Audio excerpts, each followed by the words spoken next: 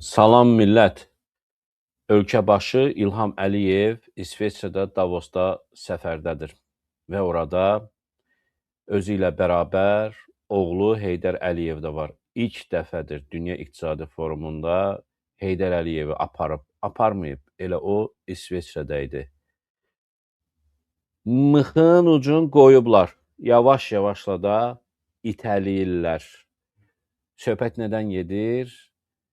İlham Əliyev özündən sonra oğlunu prezident etmək istəyir dedikdə yanılmırıq. Bugün 20 yanvar 2026-cı il tarixidir.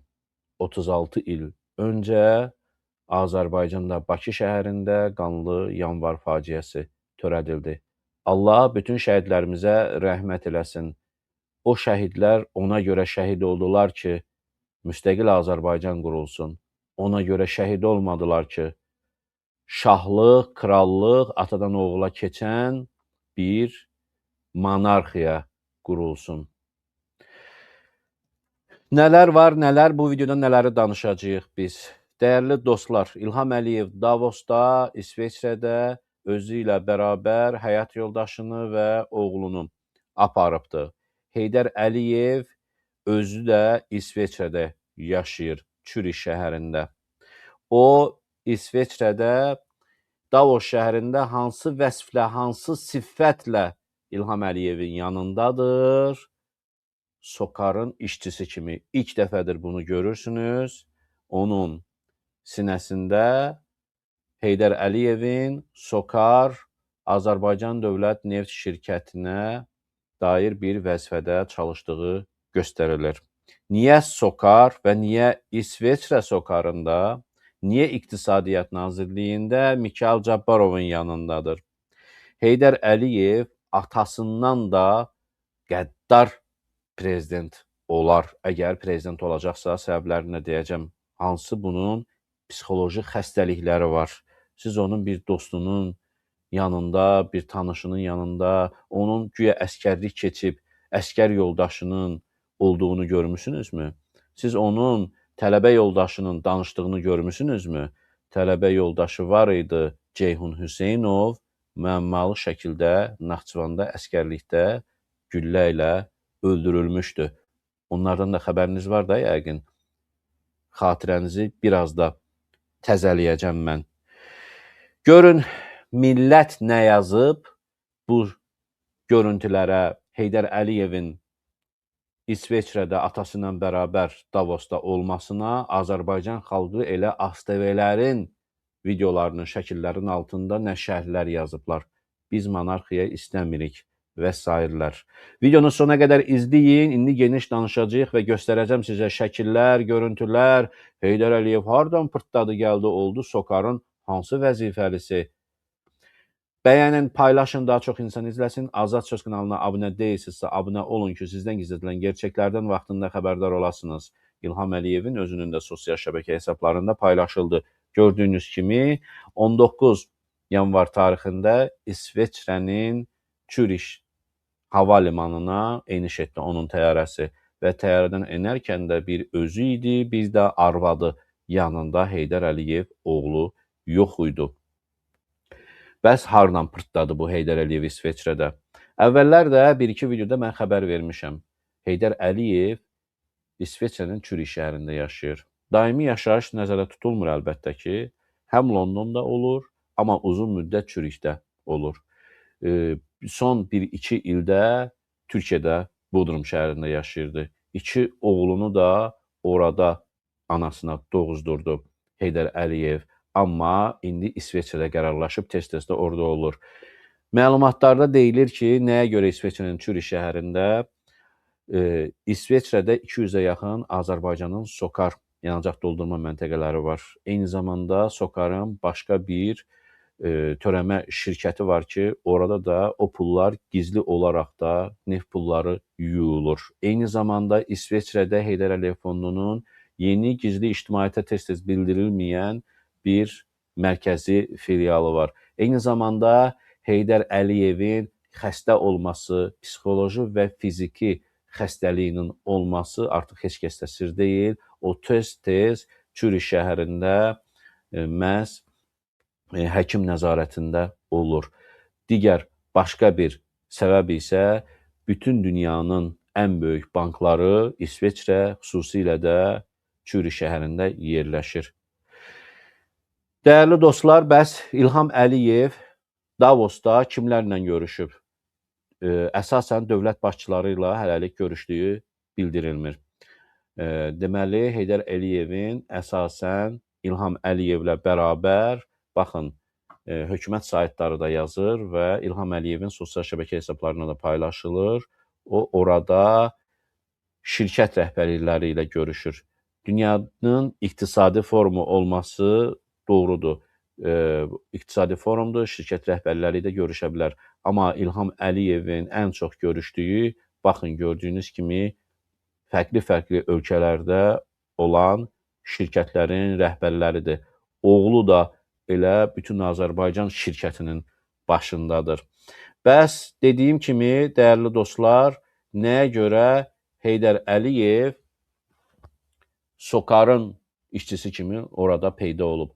Bundan əvvəl biz görmüşdük ki, Heydər Əliyev iqtisadi müşavirələrdə İqtisadiyyat naziri Mikayıl Cabbarovun yanında otururdu. İlham Əliyev, Mehriban Əliyeva, Heydər Əliyev, Mikayıl Cabbarov, nə bilim, Birləşmiş Ərəb Əmirliklərinin kralı, prezidenti, əmirləri Azərbaycana gəlir və Azərbaycandan Birləşmiş Ərəb Əmirliklərinə gedilir və orada yenə də Heydər Əliyev görsənir, rəsmi bir şəxs kimi.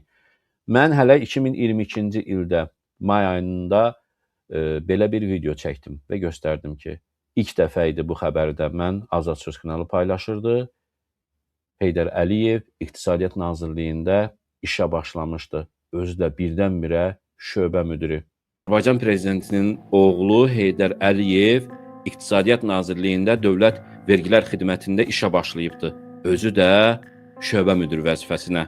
İmtahansız və sairsiz. Niyə? Çünki Prezident İlham Əliyevin oğludur. Balaca Heydər böyüdü, əskərliyini çəkdi, sağaldı, gəldi və işə başladı. Əməlli başlı 7-8 qoruma ilə işə gəlir və gedir. Keçən il 2021-ci ilin may ayında İlham Əliyevin də açılışını etdiyi 169 metr hündürlüyündə 150 milyon manatdan çox vəsait xərclənən İqtisadiyyat Nazirliyinin açılışı oldu. Bu binanı niyə tikmişdilər? Sən demə, İlham Əliyev həmən gördüyünüz 5 sütundan ibarət və 1-2 dərəcədə fırlanan bu əsrarəngiz binanı öz oğlu Heydər Əliyev üçün tikdiribdi. Nədir? Bir il sonra orada oğlu işləyəcək. Niyə belə bina tikdirməsin oğlu üçün? Hələ 9 yaşı olanda oğluna Dubayda villalar aldı. Londonda binalar satın aldı. Azərbaycanda işləmək üçün 150 milyonluq bina nədir ki onun üçün? Bəs niyə İqtisadiyyat Nazirliyi? Çünki Azərbaycanın bütün pulları bu nazirlikdədir. Təsadüfdən deyil ki, İlham Əliyevin ən etibar etdiyi Hər Şeylər Naziri Mikayıl Cabbarov da bu nazirlikdədir. Yəqin ki, Heydər Əliyev Hər Şeylər Naziri menecer Mikayıl Cabbarovun yanında hazırda təcrübə keçir və gələcəkdə onu, yəni Heydər Əliyevi də prezident etsələr heç təəccüblənmərəm. Çünki Azərbaycanda diktatura və atadan oğula keçən bir hakimiyyət hökm sürür. Heydər Əliyevdən hakimiyyəti təslim aldı İlham Əliyev, öz həyat yoldaşını vitse-prezident etdi. Əlbəttə ki, gələcəkdə öz oğlunu prezident etsə nə olacaq? Azərbaycan xalqı onsuz da bu cür idarəçiliyə susur. Amma bu cür idarəçiliyə və yaşayışa xalq layiq deyil. İmkan verməyək ki, başımızda oturan bu quldurlar Azərbaycanı talasınlar. Videolarımızı vaxtında izləmək istəyirsinizsə, YouTube kanalımıza abunə olun. Azad Sözə abunə deyilsinizsə, xahiş edirəm, abunə olun. Dostlarınıza, tanışlarınıza kanalımızı tanıdın. Heydər Əliyev, dediyim kimi, Çürükdə yaşayır. Dünyada SOCAR-ın ən çox yanacaq doldurma məntəqəsi Azərbaycandan sonra təbii ki və dünyada ən çox gəlir gətirən SOCAR-ın Azərbaycan nefti haradır? İsveçrədir. Həm də buna görə Heydər Əliyev İsveçrədə daha çox olur. Səbəblərini saydım, xəstəliklər, dünya bankları və s. və ilaxırları. Mən sual etmək istəyirəm. İndi baxın, bu görüntülərdən də gördünüz ki, Heydər Əliyevin sinəsində bax, SOCAR-ın təmsilçisi kimi qeyd olunan bir badge var, kart var. Mən sual edirəm ki, Heydər Əliyev, bax, indi sizə göstərəcəyim SOCAR-da o gənclər, yarım maaşa, az maaşa işləyən gənclərdən biri olub, təcrübə yığıb və gəlib olub indi SOCAR-ın hətta Davosda, İsveçrədə təmsilçisi. Hə? Baxın bu görüntülərə, ürəyiniz ağrıyacaq. Mən baxdım, ürəyim ağrıdı. Rövnəq Abdullayevin SOCAR-ın rəhbəri olduğu vaxt idi. SOCAR-ın gənc işçiləri. Maaşımızdan 50% hər ay tutulur. İndi hal-hazırda bizim maaşımızdan 50% hər ay tutulur.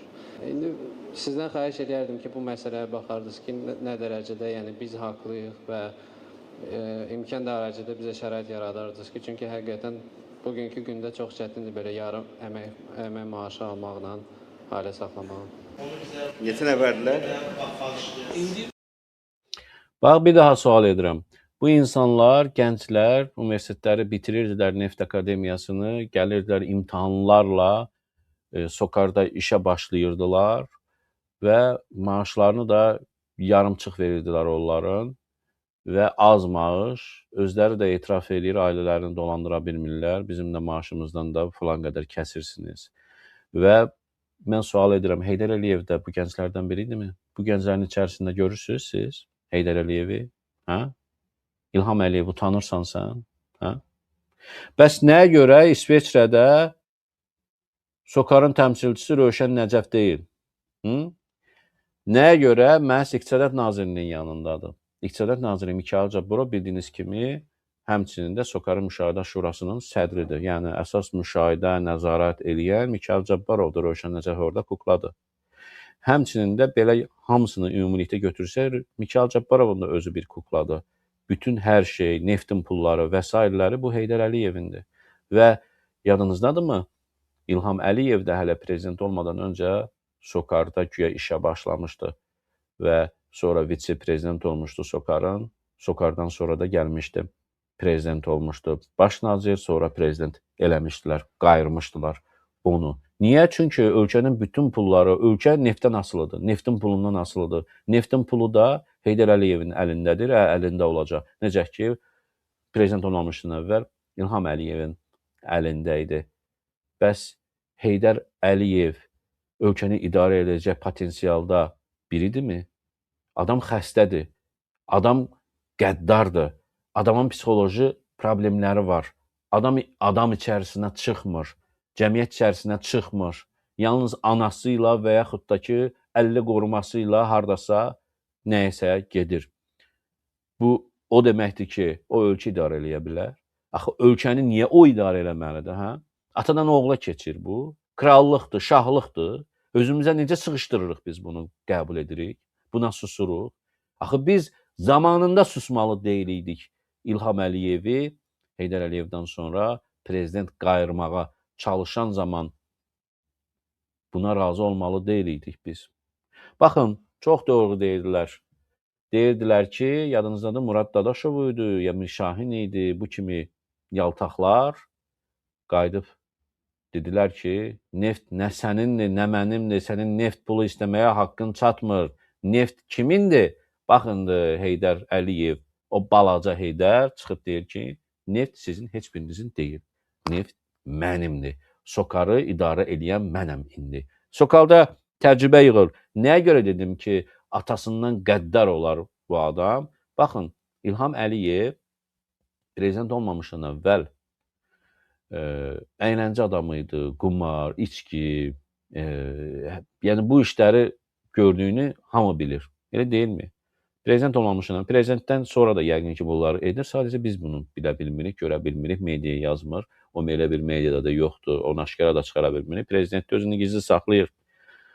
Lakin prezident olmamışdan əvvəl, 90-cı illərin əvvəllərində qumarla məşğul olduğunu, topala pul uduzduğunu, nə bilim, əyləncə, içki düşkünü, narkotik aludəçisi olduğunu biz bunu bilirik. Yəni kef adamı idi. Nəyə gətirirəm?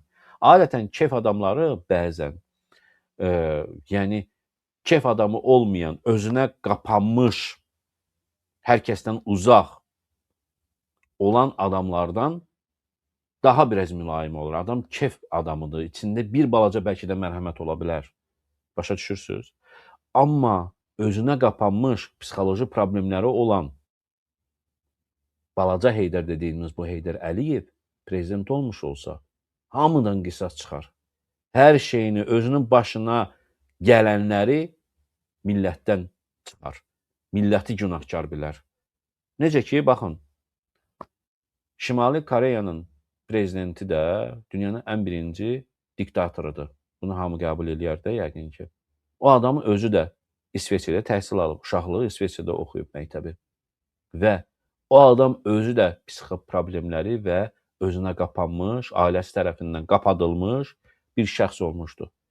Və indi Şimali Koreyanın prezidenti olub atasından sonra və dəmir yumruqla idarə edir. Xalqının başını əzə-əzə, adamları öldürə-öldürə. Mən sizi inandırım, Heydər Əliyev Azərbaycanın prezidenti olmuş olsa, birincisi buna biz imkan vermərik. Biz deyərkən məni nəzərə tutmuram. Mən də, biz də imkan vermərik. Azərbaycan xalqı, sən də, siz də imkan verməli deyilsiniz. Bu alçaltmaqdır xalqı. Bu rəzil etməkdir xalqı. Dünya xalqları içərisində utandırmaqdır xalqı. Güldürməkdir dünyaya Azərbaycanı. Kimlər belə etdilər? Hə, kimlər etdilər? Bəşər Əsədin atası, ondan sonra Bəşər Əsəd. Hələ dünyada üçüncü bir öz övladına prezidentliyi ötürən, krallığı, şahlığı Səudiyyə Ərəbistan kimi monarxiya dövlətlərini nəzərdə tutmuram mən. Krallığı nəzərdə tutmuram. Prezidentliyi adı prezident olur və Cümhuriyyət, Respublika olur, güya seçki ilə keçir, amma atası olur, oğlu olur, oğlundan sonra da onun oğlu olur. Üçüncüsü hələ olmayıb. Dünyada hələ bir praktika yoxdur ki, atası olan var, özü də prezidentdir, amma ondan sonra da oğluna keçirməyib. Bəşər Əsəd istəyirdi bunu, öz oğlunu prezident etsin. Bunu bacarmadı. Arxasından dəydilər. İlham Əliyev elə bilir ki, bunu bacarar və yaxud da bunu etməlidir. Dünyanın ən abırsız prezidenti olar öz oğlunu prezident etməyə hazırlaşırsa. Bu qəbul olunmalı deyil. Bəs millət nə yazıb? Millət tüpürüb bax bu görüntülərə. Mən sizə konkret Azad Sözün müxalif bir kanalın səhifənin videosu altında olan yazıları paylaşmayacağım. Baxın, dəyərli dostlar, mən sizə hakimiyyətin öz səhifələrində paylaşılmış bu şəkillərə xalqımızın verdiyi reaksiya, yazdığı şərhləri sizə indi oxuyacağım. Və burada yazan adamların kimliklərini mən gizli saxlamışam ki, çünki Facebookda yazırlar və ad familiya orada görsənir. Onları hədəfə gətirmək istəmədim. Sadəcə yazılarını göstərirəm. Baxın, görün bu şəkillərə insanlarımız nə yazır.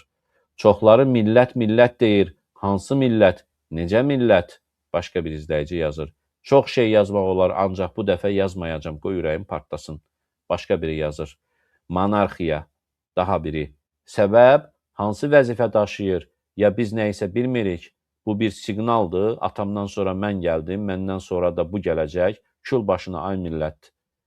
Başqa biri nə yazır? Normal ölkədə belə şeyə görə prezidenti istefaya göndərirlər. Daha başqa nələr yazırlar, dəyərli dostlar. Xahiş edirəm, bəyənin bu yazılanları, paylaşın. Hər kəs etiraz etməlidir, qəbullanmalı deyilik belə şeyə. Bizi başa düşdük, bu xaricilər niyə dombalıb salam verir buna? Niyə bizi başa düşdük? Niyə başa düşürsən? Mən başa düşmürəm sizi. Kim bunun qarşısında əyilib, alçaldırsa özünü, niyə başa düşməliyik bunu? Hə? Başa düşməli deyilik. Arxasından təpik vurub göndərməliyik istefaya bunların hamısını. Onun qabağında əyilən məmurlarını da, onun özünü də, ailəsini də. Başqa biri yazır. Yavaş-yavaş gəlir, 50 ildə bu bizim prezidentimiz olacaq. Başqa biri. Sabunlar buyurun, əyləşin, əl çalmağı və ümumiyyətlə çalmağı unutmayın. Daha sonra nə yazırlar? Biri 25 ilə yaxındır ki, yenidən qurulma edir. hələ sərvətsiz erməniyə belə çata bilmir. 25 ildə o biri yenidən qurar. Amma o vaxtda çətin ki, nəsə qalar. Ermənidə uşaq pulu var, işsiz pulu var, sığorta var, yəqin işləyir. Sığorta da yəqin işləyir. Daha biri, hansı status vəzifədə Heydər Əliyevin Davosda iştirak etdiyini bildirir.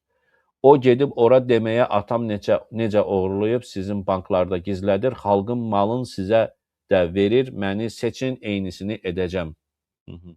Xalqımızın maraqlı fikirləri var, doğrunu da yazırlar. Bircə bu yaltaqların kökü kəsilsəydi, bu xalq gün görərdi. Dövlət bir ailə şirkətidirsə, xalq da ilhamla irəli deyirsə, onda Bala Heydər niyə orada olmasın ki? Maraqlı sualdır. Yəqin yüksək vəzifədə işləyir, xəbərimiz yoxdur. Yəqin vəzifə verilib, adını açıqlamağı məsləhət bilməyiblər. Bu xalqa nəyi deməyi məsləhət bilirlər ki, Xaçaturyanı buraxdılar, xalq bundan xəbərsiz oldu. Paşinyan yazına ondan xəbərimiz oldu ki, Xaçaturyanı buraxıblar Ermənistana. Məsləhət bilmirlər də. Başqa biri nə yazır? Bu hakimiyyət sən ol çox gülməli və ağlamalıdır. Daha biri. Türkiyədə və Azərbaycanda hakimiyyət atadan oğula ötürülür. Buna hazırlıq gedir. Unutmayaq ki, biz bir millət, iki dövlətik, həm də müsəlman dövlətik. Başqa biri ona reaksiya bildirib, Türkiyədə nə vaxt atadan oğula hakimiyyət keçib deyə bilərsiniz. Yəqin bəziləri iddia edir və Türkiyə mediasında bu da müzakirə olunur ki, Bilal Erdoğan, Erdoğandan sonra prezident olacağı gözlənilir, ona hazırlıq gedir, yəqin onu nəzərə tuturlar. Başqa biri nə yazır? Diqqət ekrana, kilin hərfləri ilə yazıb. 60 ildir bu ailə Azərbaycanı alıb əlinə fırladır. Azərbaycanda şahlıq, xanlıq SSR dövründə birinci katib KPSS prezidentlik indi də Azərbaycan Karol yolu seçib. İlham özündən sonra oğlunu Karol etmək istəyir. Keçən dəfə bir insana bənzər 80-dən yuxarı yaşı olan sabunsuz girmişdi İlhamın dalına. Deyirdi, İlham səni atan yetişdirmişdi. Sən də balaca Heydəri yetişdir öz yerinə. Bu millət nə qədər ağılsız, nə qədər utanmaz, nə qədər nəysə, milləti təhqir etmək lazım deyil ümumilikdə, amma içərisində yaltaqlar da çoxdur. Və yəqin ki, Ağdamdan çıxan o yaltağı nəzərə tutur. Buna ayrıca mən də video çəkmişdim. Ağdamın qeyrətli oğlanları, qızları var. 5000 şəhid verib. Amma meşə çaqqalsız olmur. Hər yerində yaltağı var, çaqqalı da var, yaxşısı da var. Daha nə yazırlar? Hansı statusla, hansı səlahiyyətlə Heydər Əliyev kim olur ki, Azərbaycan Davosda rəsmi görüşdə təmsil edir? Bu nə qudurğanlıqdır? Heç nə. Köçək gedək bu ölkədən, görəcək günlərimiz var. Başqa biri nə yazır? Millət işdə axtaranda təcrübə deyirlər, min dərədən su gətirirlər. Bu uşaq hansı təcrübə ilə, hansı dünya görüşlə, hansı savadla oralara, o vəzifəyə gəlib çıxıb? Tək səbəb, sonra yazır, İlham Əliyevin oğlu olması. Ölkəni təmsil etmirlər, hakimiyyəti və öz bizneslərini təmsil edirlər. Bədbəxt millət, Allah bizi şər qüvvələrdən xilas et. Tilsimdən çıxar, donmuş, kör olmuşları oyandır. Başqa biri yazıb Çeçenistana gülməyin. Çeçenistanda da atadan oğula hakimiyyəti keçirmək istəyirlər, o nəzərə tutur, bu yazar. Başqa biri şərhdə nə yazır? Hələ görəcək günlərimiz var.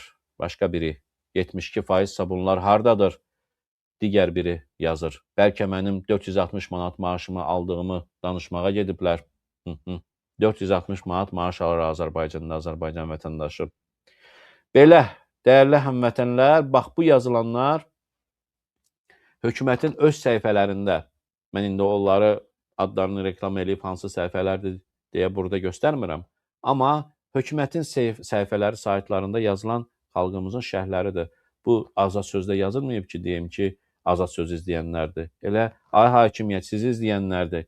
İlham Əliyevin səhifəsində isə bağlayıblar şərh bölməsini. Heç kəs şərh yaza bilmir. Ayıb deyil bu. Bir ölkənin prezidentinin sosial şəbəkə hesabı şərh yeri bağlıdır, insanlar yazmır, yaza bilmir. Çünki bağlayırlar. Bilirlər axı, millət tüpürəcək bunların sifətinə və özlərinə sığışdırmırlar ki, prezidentin əleyhində yazı yazsınlar. Siz bu cür metodlara əl atmayın. Azərbaycan hakimiyyəti, özünüzü düzəldin, yaxşı olun. Xalq da sizə yaxşı yazılar, şərhlər yazsın. Bax, bəyənmədin Ermənistanın baş naziri Paşinyan hər gün özü canlı yayım açır, danışır, şərh yerində bağlamır. Kim nə istəyir yazır. Layıkları da 10 min, 20 min, 30 min layık, baxışları da milyonlar. Hər gün Facebooku gündən-günə də izləyiciləri artır. Sənin kimi saxta hesab, saxta o Facebook hesablarından özünə layıqlar döşəmir. 1000, 2000, uzağı 3000 layık gəlir. O da saxta hesablardan, bot hesablardan. Kimə gəlirsən, xalqı aldada bilərsən, Turğa Sadıqlını, məni, bilənləri aldada bilmərsən. Çünki özünüz kimi saxtasınız siz. Hesablarınız da saxtadır. Açın şərh bölməsini, millət yazsın. Sözünü desin sizə. Cəsarətin varsa sənin İlham Əliyev. Dəyərli dostlar, hələlik bu qədər. Mövzu bitməyib. Bu mövzu davam edəcək. İzləyin Azad sözü. Salamat qalın.